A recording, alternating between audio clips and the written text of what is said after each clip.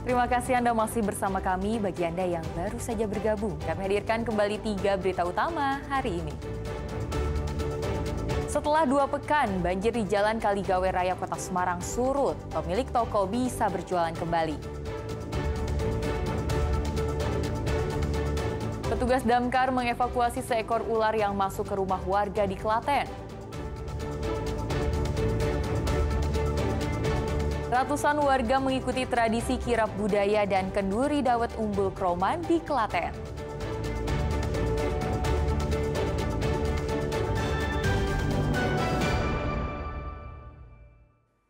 Petugas damkar mengevakuasi seekor ular yang masuk ke rumah warga di Klaten. Kondisi plafon yang sudah tua membuat petugas harus ekstra hati-hati.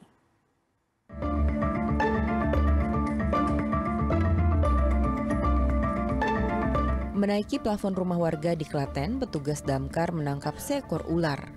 Penangkapan dilakukan hati-hati karena kondisi plafon yang usang. Setelah 15 menit berlalu, ular berhasil dibawa keluar.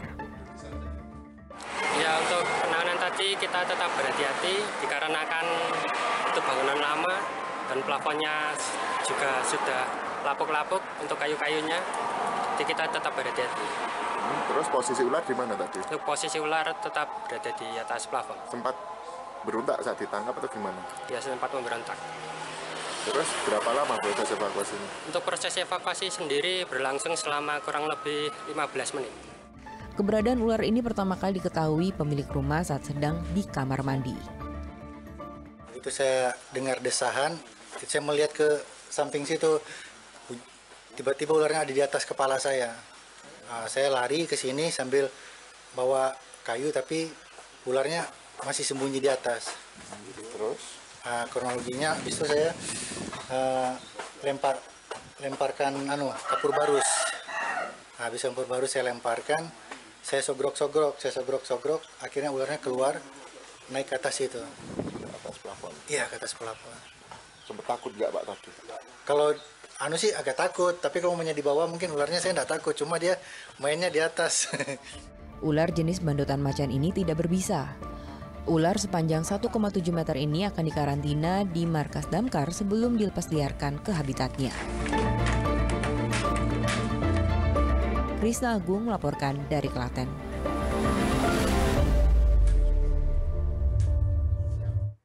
Peran bidan di era modern sangat strategis, terutama dalam memenuhi hak kesehatan seksual dan reproduksi perempuan. Bidan digandeng untuk menekan angka kematian ibu yang masih tinggi.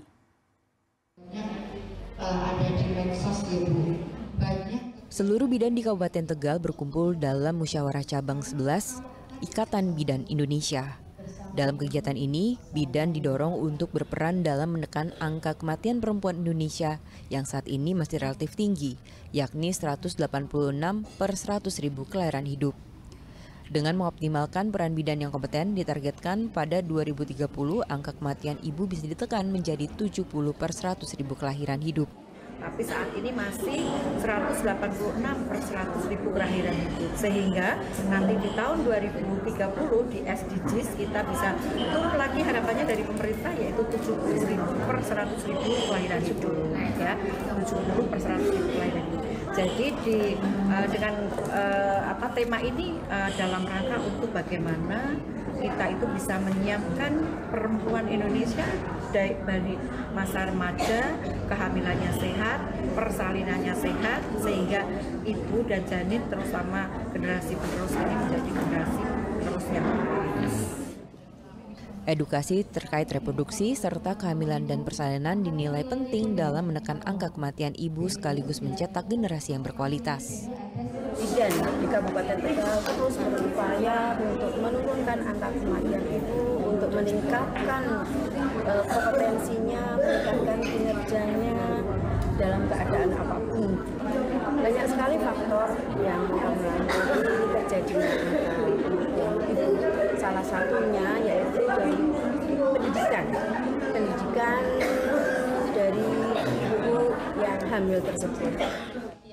Para bidan dituntut untuk meningkatkan kompetensi dan pengetahuan karena perannya sangat strategis dalam memenuhi hak kesehatan seksual dan reproduksi perempuan. Kuncoro Wijayanto melaporkan dari Kabupaten Tegal.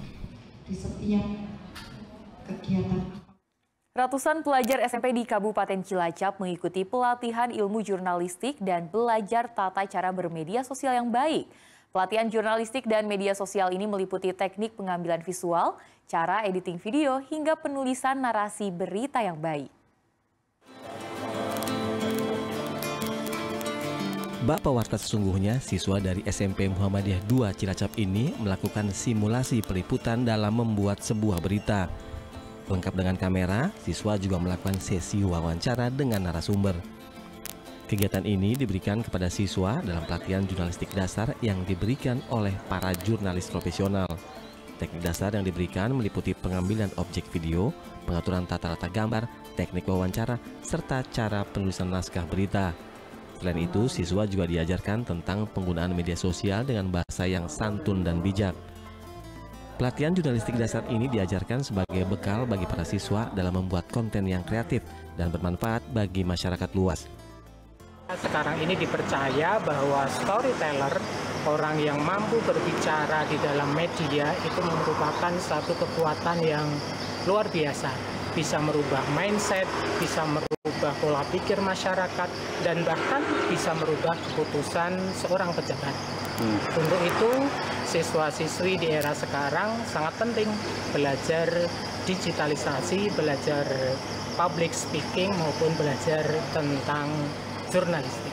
Dacil melaksanakan kegiatan workshop multimedia untuk memberi kompetensi kepada anak-anak khususnya di bidang multimedia, yaitu tentang broadcasting dan lain sebagainya, lebih-lebih di zaman medsos sekarang, sehingga tidak ketika mengupload sesuatu itu ada manfaatnya. Dengan pelatihan jurnalistik ini, para siswa diharapkan mampu untuk membuat konten berita yang bermutu serta menghasilkan konten yang memuat edukasi. Para siswa juga diharapkan untuk menghindari konten yang berisi ujaran kebencian. Mardianto melaporkan dari Cilacap. Ratusan warga mengikuti tradisi kirap budaya dan kenduri dawet Umbul Kroman di Klaten. Tradisi tersebut digelar sebagai ajang silaturahmi antar warga dan untuk mengangkat potensi wisata di wilayah setempat.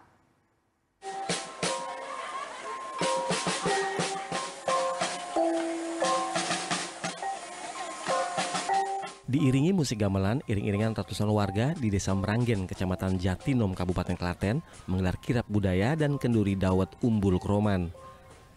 Di antara penari kirap, ada kendi berisi dawet yang dibawa warga menuju Umbul Kroman atau mata air. Usai meniti jalan setapak di desa, kirap tiba di mata air. Pembawa kendi lalu turun dan menuangkan kendi berisi dawet ke sumber mata air. Ini bukan soal tradisi. Kendi dawet jadi cara warga dalam berterima kasih kepada Tuhan dan menjaga silaturahmi antar warga. Dan diharapkan Umbul Kroman dapat menjadi destinasi wisata bagi warga. Usai kirap, warga pun langsung minum dawet sambil beramah tamah. Simbol bahwa dawet sebagai simbol untuk minum dawet untuk kebugaran. Wisata ini berkembang dengan ciri khas tersendiri, dengan budaya dawet yang sudah turun-temurun akan kita galakkan, yang memiliki ikon tersendiri yang tidak ada desa lain. Merupakan tradisi yang sebetulnya sudah lama, dijelaskan sama sesepuh itu puluhan tahun, bahkan kemungkinan ratusan tahun. Cuman tahun ini memang ada kita kemas sedikit berbeda dalam rangka seperti tadi disampaikan Pak Kades. Semoga nanti ke depan juga berefek baik untuk pariwisata maupun untuk UMKM setempat. Umbul Kroman memiliki kesegaran air sebening kaca dan pemandangan alami. Untuk masuk ke lokasi tersebut tidak ada tiket masuk. Pengunjung dapat berenang di umbul dengan kedalaman antara 70 cm sampai 100 cm atau sekedar duduk dan bermain air di tepi bebatuan. Krisna Agung melaporkan dari Klaten.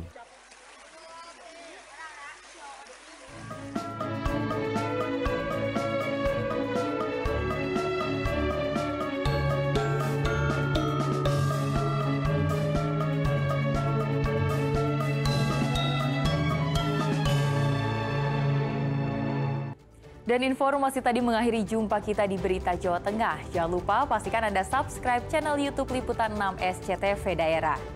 Atas nama rekan yang bertugas, saya Tia Anissa mengucapkan terima kasih atas kebersamaan Anda. Selamat beraktivitas dan sampai jumpa.